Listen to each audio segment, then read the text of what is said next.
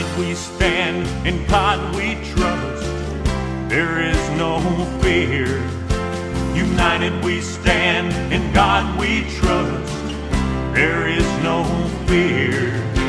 United we stand, in God we trust. There is no fear. There is no fear. There is no fear. There is no fear. It is time. It is finally time for a brand spanking new episode of Nall or Nothing. I'm your host, Jason Nall. Glad to be with you again this week to talk about all things sports through the lens of legalized sports gambling. You've caught Nall or Nothing on your FM dial on 101.3 The Buzz, maybe WNWS TV at WNWS.com, or even our YouTube channel. That's Nall, Nall, or Nothing, Nuthin. Search us on YouTube, like and subscribe, and ye shall never miss another powerful episode of Nall or Nothing. Great time of year in the sports world. We got wall to wall basketball going right now with the big conference tournaments underway as we speak. PGA Tour and the Players Championship, what they call the fifth major this week. We'll see if John Rahm can continue his torrid run. Major League Baseball heading toward the end of spring training. Down there in the Grapefruit League in Arizona or down in Florida, baseball is underway. Hockey steamrolling toward the Stanley Cup playoffs. NBA final stretch of the season, jockeying for playoff position. It's just a big time. A big time. The only thing we're missing is football. And if you just got to have some football, it's out there. USFL, XFL, a couple options out there. But I'm still pretty good with having a break from football, so I'll miss it and be ready for it every fall. Plenty of sports action to get to this week. Let's bring our guests in. First off, it's Big Daddy C1000. Big Daddy, we had a run down to the Big Easy.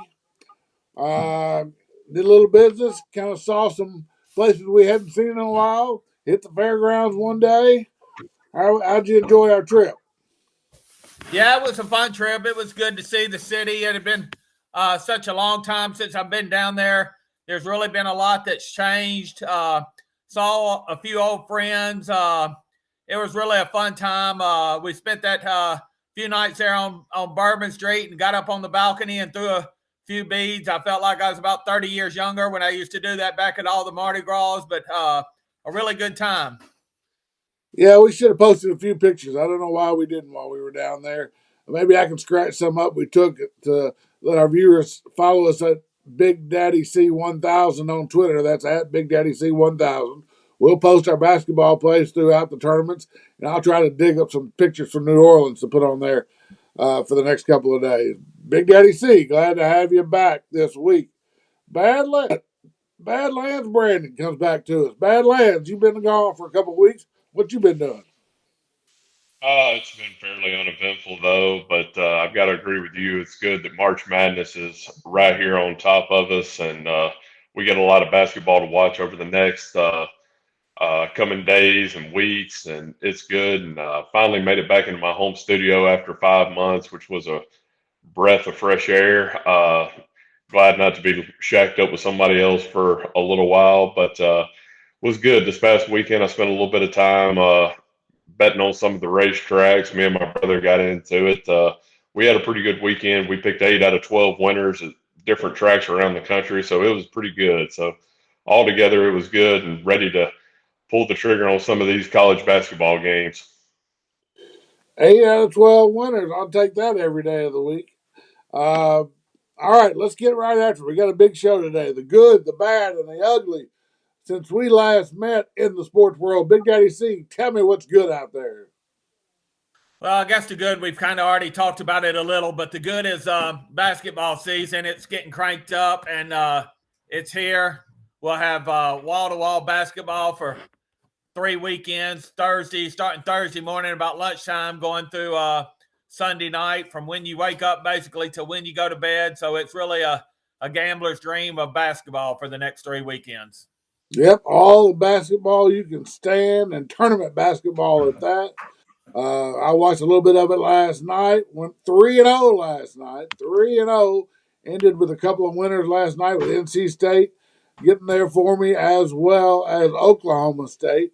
And I'm looking forward to getting back after today. Just as soon as we get this program on the air, the big boys are starting to play now. The teams in the big conferences who got first round buys in their conference tournaments, start being in action today and tomorrow. Um, Badlands, you soaking all this basketball in? Oh yeah, man. How can you help but not to? I know the SEC tournament got underway last night with a couple of games there. We've got a couple more today. One game in particular, I'm sure I'll talk about later. Is if you just look at the shirt, it'll tell you all you need to know. Those Baylor Bears get in business today against Iowa State. So really liking them today, but ready to dive in head first. Head first, head first. The good. It is college basketball March Madness with conference championships, and Sunday they'll announce the NCAA tournament participants, and then we will have true March Madness beginning next week with the round of 68, the NCAA tournament, which we all love. The bad, I got to give it to the New York Giants front office. They completely botched the Daniel Jones situation. So, less than a year ago, the Giants had an opportunity to exercise the 5th-year option on Daniel Jones, or to give him the 5th year, locked him down for this coming season with the Giants for $20 million. That's a pretty good deal in the quarterback land, $20 million. And it would have given him another year to see, hey, can Jones put this together? Is he our quarterback in the next decade? Can he take us to the promised land? So they didn't do it. They didn't exercise that 5th-year option. So they went into year 4 with no 5th-year option. What happens? Daniel Jones, a.k.a. Danny Dimes, has his best year as a quarterback. I believe the Giants won 9 games. He had 15 touchdown passes, and they went on the road and won a playoff game at Minnesota. Now, they got knocked out in the next round, but it exceeded expectations for the Giants season, and now the Giants front office is in a corner. They don't have a contract next year for Daniel Jones. He just had a good year, not a great year by elite NFL quarterback standards. However, a good year that led to the playoffs and a playoff victory. So they have to come out yesterday right here at the deadline and get a deal done with Danny Jones, and they're paying him $160 million. And we have no idea if Danny Jones will improve on that 15 touchdown performance and a playoff berth for the Giants, or if he will regress. No confidence on my end anyway for that, and probably even with the Giants front office.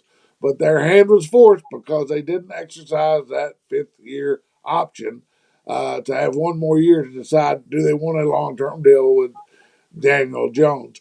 To put it in perspective, their neighbors, the Jets, I mean, they took the 5th-year option on Sam Darnold a couple of years back, and Sam Darnold wasn't nearly as successful as Daniel Jones has been, even heading into this season.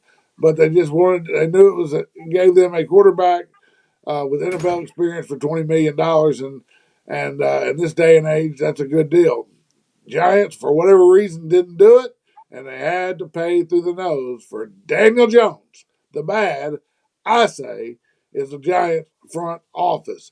Big Daddy C, the Giants have got to the playoffs this year, but with the Cowboys and the Eagles in that division, Eric Bieniemy now heading up the Washington Redskins and his great offensive mind, there's no guarantees that the Giants can make it back to the playoffs next year, and I certainly don't feel like they're going to challenge the Eagles or the Cowboys for the top of the division. What do you think? Are No, you buying in on Danny Dimes? no, I agree with you. The Eagles are going to be tough again next year, and and you look for Dallas maybe to improve, and maybe even Washington. So it's really a tough division. So I don't know. I mean, there's been a lot of quarterbacks that have had one great year. Look at Kurt Warner. I just don't know that Danny Dimes has proven and has put enough together. I don't know one season is enough to justify that big, huge contract, but the Giants did it. So I guess we'll see how it works out. But my personal opinion is I would have never done it. Way too much for him. I would agree with that. Lots of unknowns with Daniel Jones, but one thing that's not unknown, he'll never have to worry about money again for the rest of his life.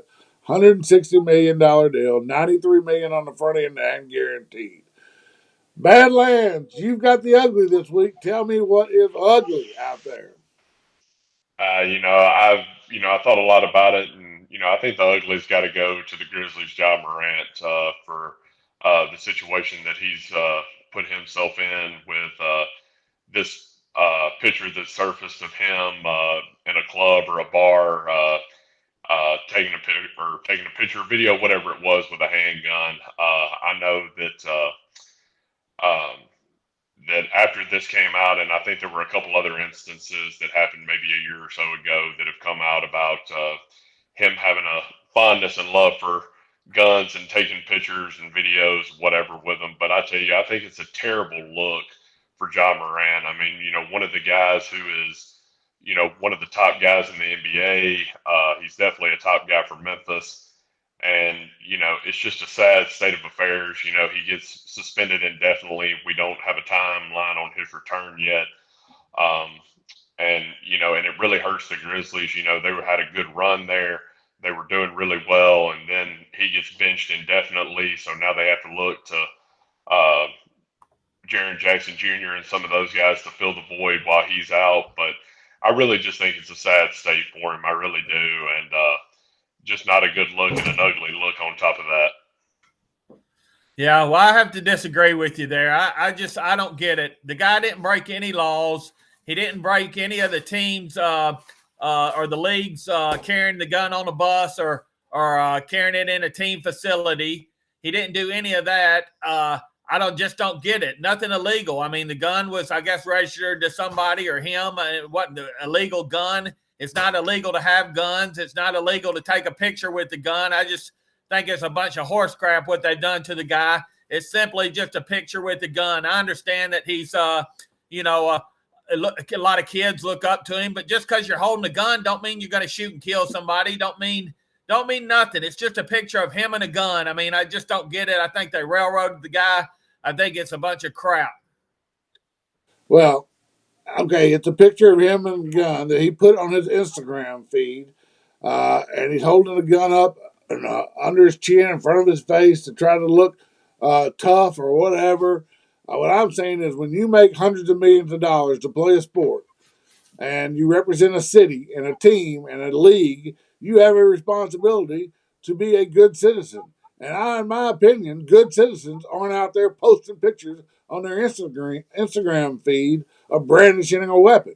And it's also not the first run-in with guns that Mr. Morant has had even this year.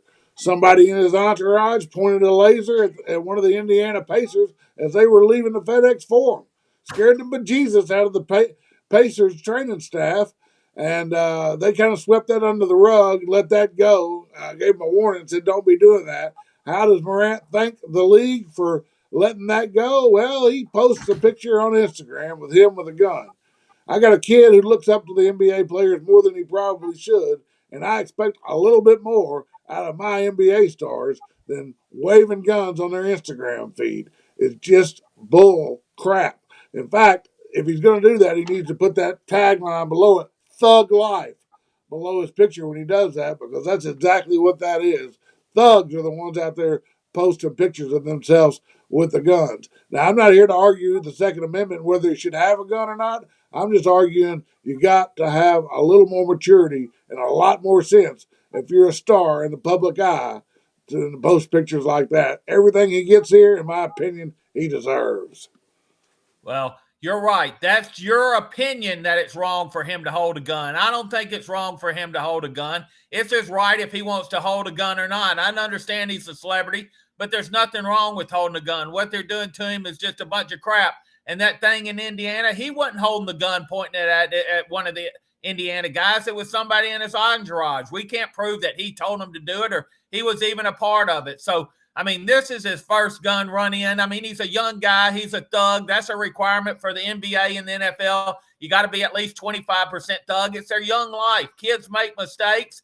He's going to learn from this, but he shouldn't be punished for this. It's a bunch of crap. He's just holding a gun. He's not telling anybody he's going to kill him or pointing it at the screen, or he's just simply holding a gun. And that's wrong just because he is a public person that he should be chastised and punished for holding a gun. It's crap.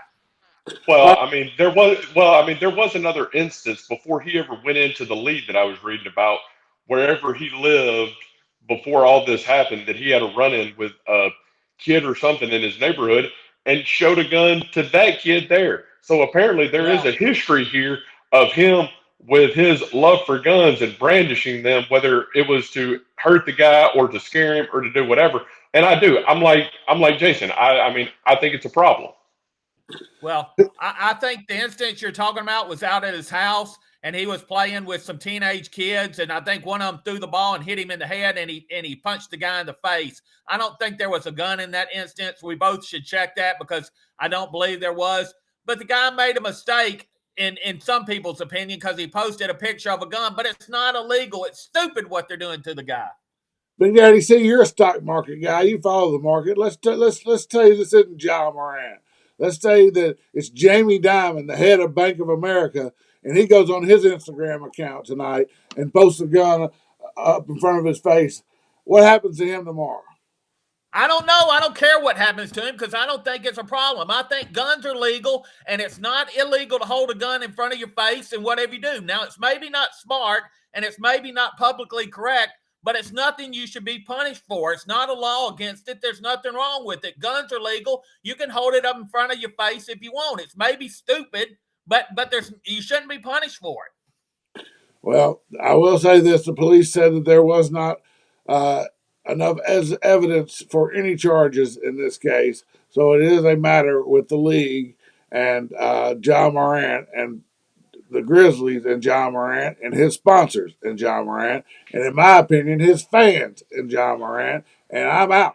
I am not a John Morant fan. I'm out. It's over. Hey, Well, Jason, just so we're clear on this, and I wanted to take the time to clear this up just to make sure.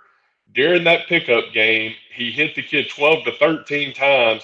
Afterwards, the teenager accused him of pointing a gun at him. So that is what the story is. Now, we can say he was accused of it. We don't know, but I'm just saying it's not a good look. It's not a good look, and I'm out. There's plenty of other people out there to pull for. I like James Harden. He ain't brandishing no guns. Let's go, Sixers. Let's go, Harden. The ugly, regardless of what Big Daddy C says, is Ja Morant and his immaturity. We're going to grab a quick break, and we will be right back. You've caught Nall or Nothing.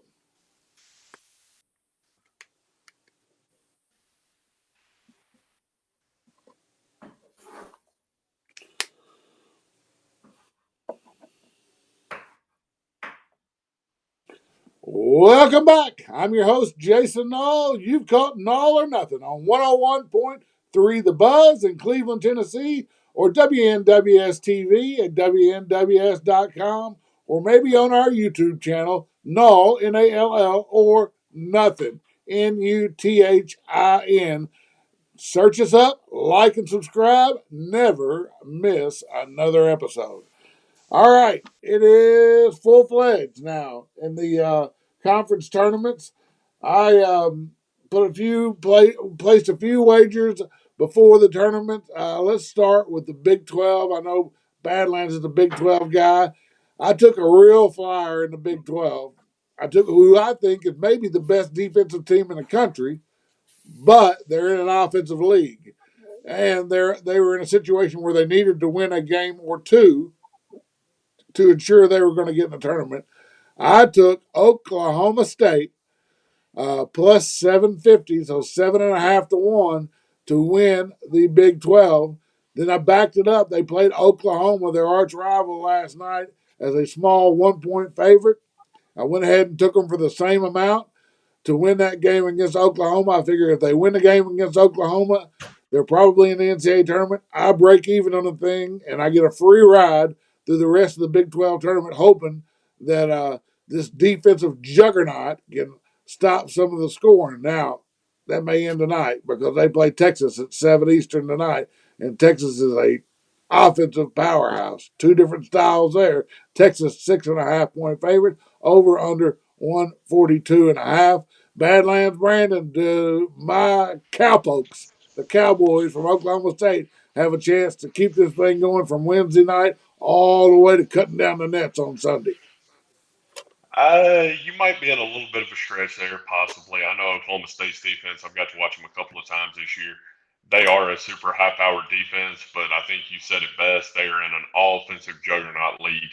The shooting of Kansas and Texas and Baylor and Kansas State and some of the other Big 12 schools, it's going to be tough. But I do like Oklahoma State to keep it close. I don't think Texas is just going to blow them out of the water.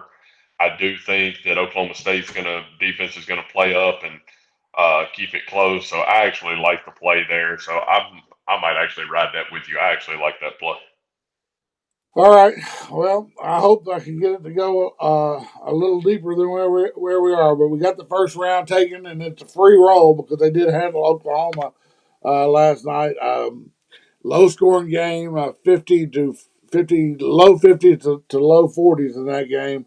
I might lean under again in this Texas game. I know if Oklahoma State has a chance, it needs to go under that 142.5. That's a 7 o'clock game tonight. We've got Kansas State, who's been solid all year long, facing TCU in the late night game at 8:30. Big Daddy C, Kansas State, TCU. What do you think about Jamie Dixon's TCU squad? Can they score the upset? I'm looking for the line for you right now. Yeah, I just wanted to go to your Oklahoma State bet. I like your bet you made because you played them to win the first game and they won that. So you kind of got a free shot at your tournament win. So I think your bet was very good. I like it. I just personally don't think you're going to win the second half. I really like the Big 12. I think the Big 12 could be the winner of everything. I think they got a bunch of good teams, Kansas, K-State, Baylor. So I really like the Big 12. And as far as tonight's game, I like K-State. I think they played some really good games this year. So I would be looking for K-State to win tonight. Well, you know what? Surprising enough to me, I'm just looking at these lines updated. I don't know where this one opened, but right now TCU is a 2 point favorite. You can grab a little bit of plus money on the money line with Kansas State at plus 110, over under 148. What about it, Badlands? Can Kansas State win that game? I like them. I thought they'd be a 3 or 4 point favorite. Yeah, I was the same way. When I saw that, I was looking it up while you were too, and I saw that. Yeah, I think that's a really good play right there. I think I'm going to take Kansas State catching the two. I think Kansas State, their offense, and they've got some good bigs down low that really pound the board. So I really like that right there. I think I would probably dabble a little pizza money on Kansas State to win and probably put it on the money line.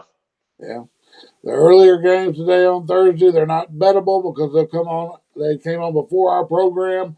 Baylor, number 4 Baylor with those great guards at Flagler, one of my favorite guards in the country. I don't know how he's still at Baylor. I guess he's got COVID years and everything else. Seems like he's been there since I was in middle school.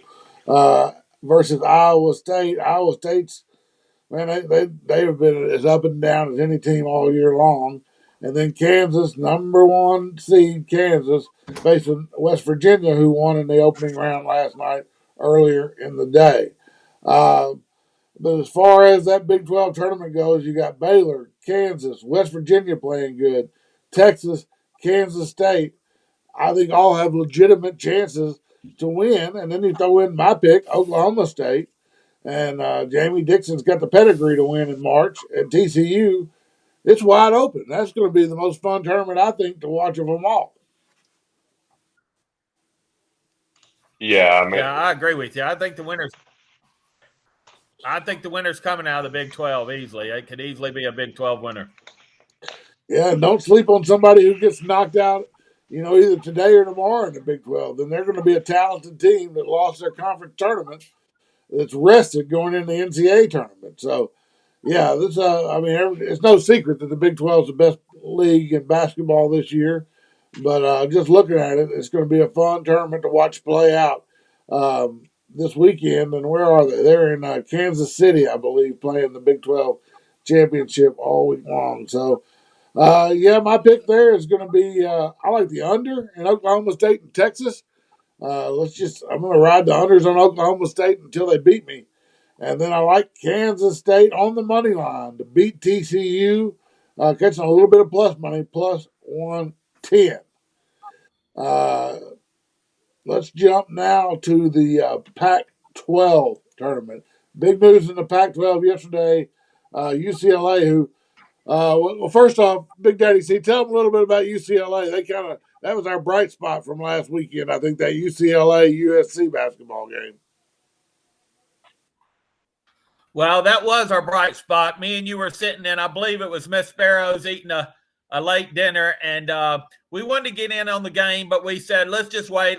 We really didn't have a feel for it, so we said, let's just wait. And we waited until about 3 or 5 minutes in the game, and UCLA, I think, was down maybe 10 or 12, somewhere in the low double digits.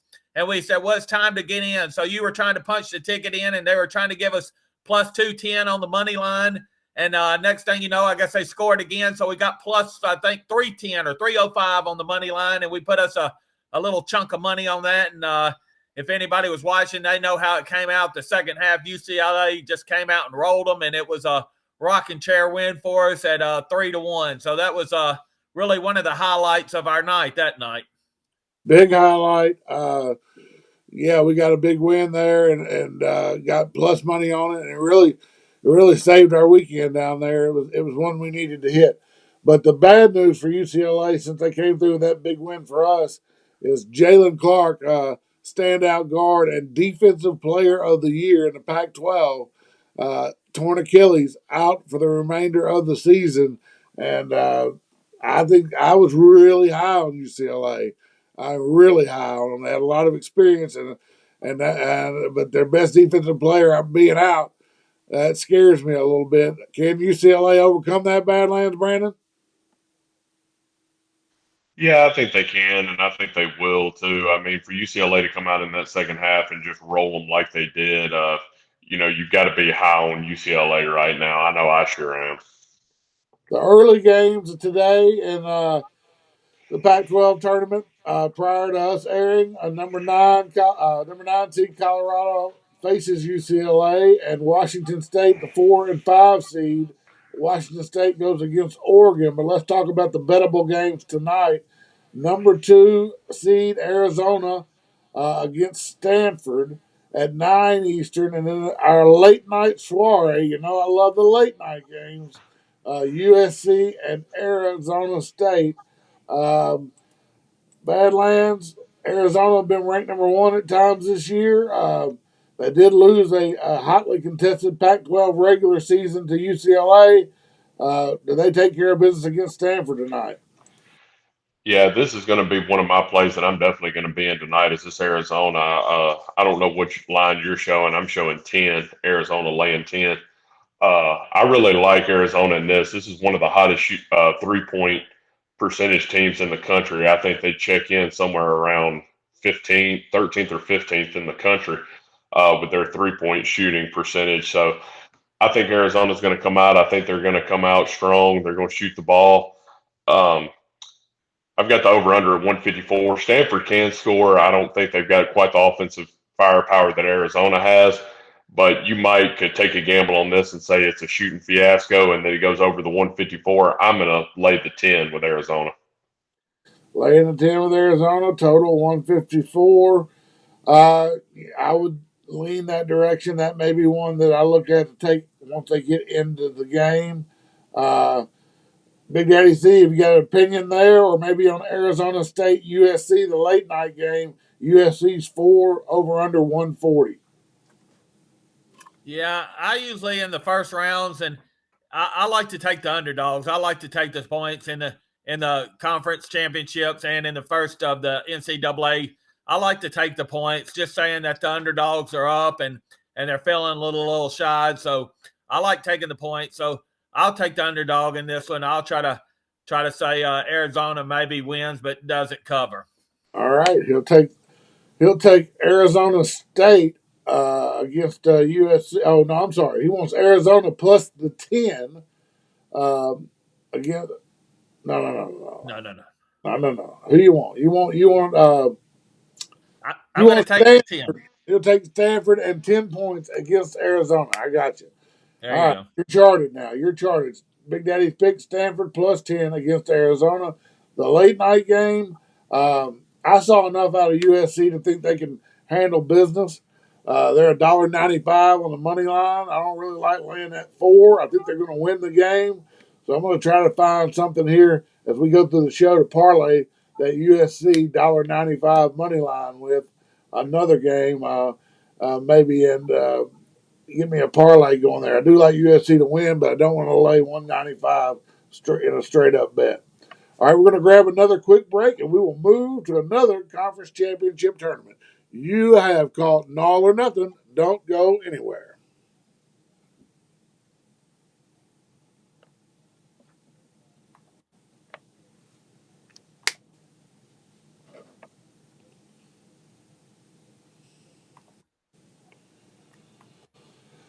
Welcome back. I'm your host, Jason Nall, and we are about halfway through Nall or Nothing, and we are breaking down the conference championship tournaments as we barrel right into March Madness with both feet. Nall or Nothing is brought to you by Advanced Merchant Services. Business owners, are you tired of paying those ridiculous credit card fees on each and every transaction your customers make? If so, give me a call, Jason Nall, and I can help you out. We've got options out there that can bring more dollars into your business bank account with each and every sale. That's 423-424-8002, 423-424-8002. Call Advanced Merchant Services. Call me. Call Jason Nall. All right, let's get back to the basketball action. I really am bummed out about that UCLA injury to Jalen Clark. I mean, I was going to take UCLA very deep, and I may still take them. I mean, lots of times teams will rally around an injury, but man, I thought they were the team, at least from the West, and they still may be, but that injury bothers me. Let's go to the ACC tournament. Uh, a down year for the ACC Badlands, Brandon. They're talking about only getting 4 or 5 teams into the NCAA tournament. Do you think there is a team in the ACC that can seriously threaten in the NCAA tournament? I don't have anybody that I think is just going to go on a tirade in the NCAA tournament. The only team that I looked at that I thought might be able to do just a little bit is maybe Virginia. I've caught a couple of their games over the past couple of weeks, and Virginia's not a bad not a bad ball club at all. Um, uh, they don't score a ton of points. They're a little bit more of a defensive minded team than an offensive minded team. So I would probably say if there is one in the ACC, I would have to go with probably Virginia. Well, we'll find out because North Carolina and Virginia square off 7 Eastern tonight. Virginia a 2.5 point favorite. Low total of 129.5. Virginia always defensive minded. But North Carolina, Big Daddy, see, they've got to win this game. They've got to win them all to make the tournament. Who you like here, Virginia and North Carolina, in a matchup of the Blue Bloods? Yeah, I don't know. I don't think North Carolina has been very good this year, so I'd probably try to fade them. But I tell you, the team that I like in the ACC is Duke. They're not the normal Duke, but they are working on a 6-game win streak. Just beat North Carolina last weekend. So I would watch Duke in the conference tournament this week. If they look good and make a strong run, I'd be looking for them to maybe continue and keep the streak alive and make a deep run in maybe the NCAA tournament. So out of the ACC, my pick is going to be Duke to keep the streak alive. Yeah, Duke is on a hot streak, and they have played much better at the close of the season than they did earlier in the season. They're not as flashy as some Duke teams. They're certainly a blue collar, if there is such thing as a blue collar Duke basketball team. This is one. They played Pitt before we aired, and we'll see if they move on and can get to the semifinals. But yes, Duke playing good basketball. The late game, the 9:30 Eastern tip, Clemson and NC State. Both teams appear to be in the NCAA tournament. Clemson's kind of been back and forth. First four out a couple of times we've seen Clemson, but they appear to be firmly in. NC State hit a good game off of them last night over Virginia Tech. They led box to wire. Let me pull up this number here for you, Badlands. We got NC State and Clemson. What do we got there? Mine are Pick NC 'em, State pick 'em. laying one. Pick 'em. Okay, Okay. pick 'em or land one. Very close game. Over under 148. NC State looked great last night. Did they keep it rolling? I'm gonna, I'm gonna, I don't really have a play here either way, but that 148, uh, Clemson is not just a super strong scoring ball club. I might take a gamble and just say maybe they get off to a little bit of a slow start and take a shot on the under. All right. Well, the opposite side of that is NC State scored 97 last night. So if NC State comes out hot and scoring like they did last night, that might blow your under up right there. But you're duly noted. The under in the NC State Clemson game, 148 Badlands likes. I can't pick that one. I don't want to go against NC State since they got a big win for me last night, but I also don't want to ride them in a pick 'em game that could go either way, it appears. So let's leave that one alone and see what else is out there. Let's go to the Big Ten. The Big Ten tournament. Purdue been number one for a lot of the year. End up being the overall number one seed. They played this morning. Uh, where do you think Purdue is long term, Big Daddy? See, I know that's a team you were high on this year. They've got the best big man and the best player in the country. Is Purdue primed to win this Big Ten tournament and go deep, deep, deep into the NCAA tournament? I would have to lean yes as the answer to that. They had a really awful February. I think they lost maybe two in a row and then maybe three out of four. They had a really, really bad streak there, but hopefully they get it together. And Purdue was my pick. I cashed really good on them one time when we were over in Hot Springs back in January. I really thought the big guy looks unstoppable. I don't really see how they've lost a few, but I do think they get it back together, and I do think they probably win the tournament and make a deep run. Yes. Well, they get a bye until Friday. They don't have to play until Friday, so they'll be well rested as they meet their first conference tournament foe tonight, 6:30 Eastern. Illinois and Penn State. Uh, Penn State's been a team that's been on the bubble all year. I think they are one of the first four out, if I'm remembering correctly right now. So a big game for them tonight. They certainly need to win. But let's take a look at that one, Badlands, Brandon. Where do you stand on Penn State and Illinois? Illinois a 2-point favorite over under 40. Well, it's kind of an interesting game for me because I didn't know you were going to call this one out, but I think this is the one that I'm going to take in my parlay with Arizona laying the 10. I'm going to take the over 140. Uh, Both of these teams can score. So I'm hoping that they'll come out and shoot really well tonight. And if they do, that's going to be my other leg in my parlay. I'll still have to find another one, but I did know that those two were going to be in it for sure.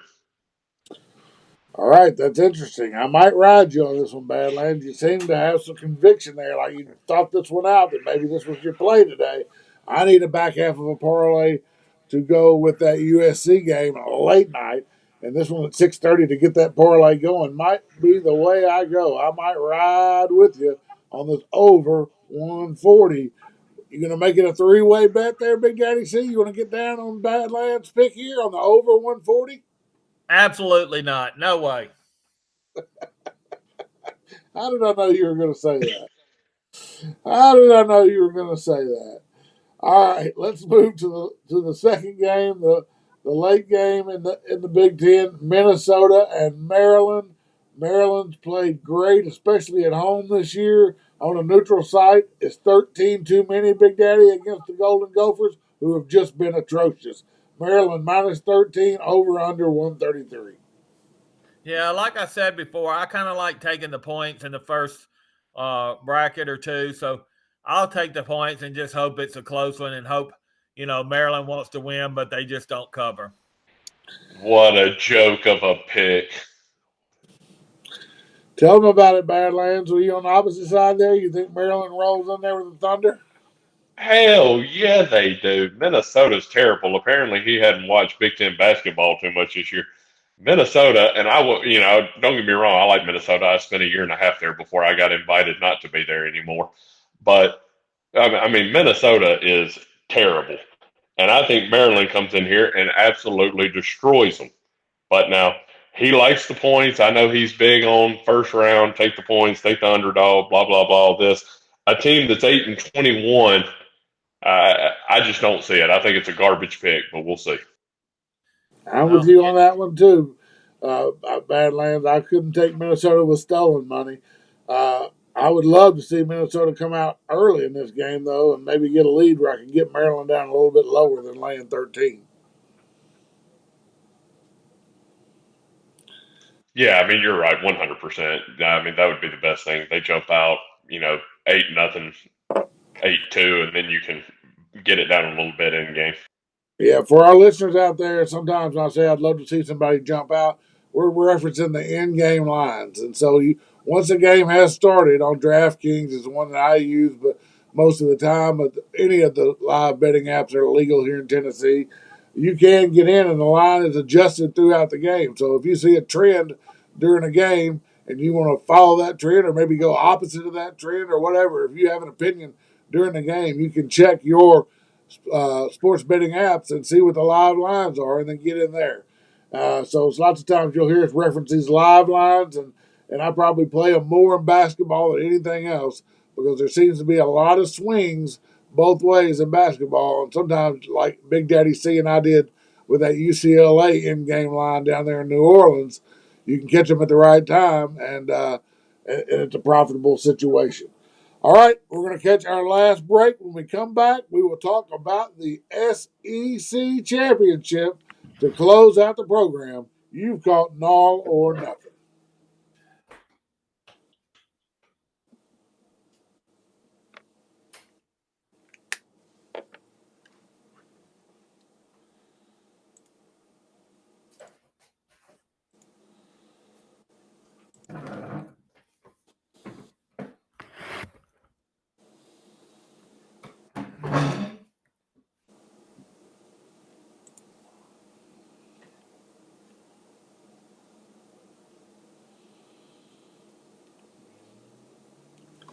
Welcome back. It's Nall or Nothing. I'm your host, Jason Nall, joined by our sports handicapping contributors at Big Daddy C1000 and at Badlands Brandon. That is their Twitter handles. Be sure to follow at Big Daddy C1000 and at Badlands Brandon so you can see our picks throughout the conference tournament weekend and NCAA March Madness week next week. SEC last night. Ole Miss defeats South Carolina, and LSU moved on, won their game.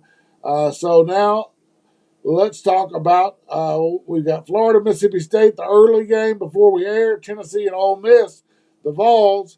They'll start their SEC championship at 3 o'clock Eastern again before we air. But let's talk about the actionable games that we can give some insight on that people can play tonight. Auburn at Arkansas.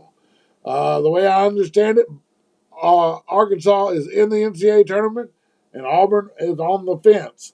Um, Auburn a 1.5 point favorite in this ball game, I believe. Let me see. I'm sorry, Arkansas a 1.5 point favorite. Now gone to 3 since it opened at 1.5. Arkansas a 3 point favorite. Over under 143.5. I can tell you, I like Auburn here. I'm not going to bet Auburn in this game. I'm going to pull for my Hogs. I'm going to watch the game without a bet, but I can't. I just can't get behind this Arkansas team. They can't score.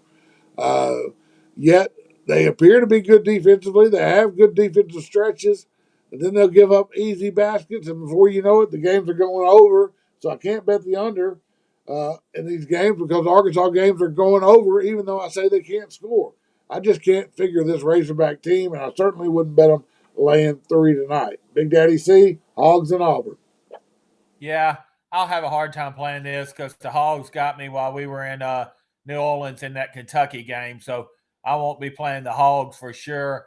If I were to dabble in this one, I might take a little shot with the under, just saying the Hogs won't score. But I find it hard to believe that you're saying the Hogs are automatically in. They have one less win than Auburn, and Auburn is 2-3 versus ranked teams, where Arkansas is 2-7 versus ranked teams. So for Auburn to be the one on the bubble seems a little suspicious to me. I would think Arkansas would almost be the one on the bubble.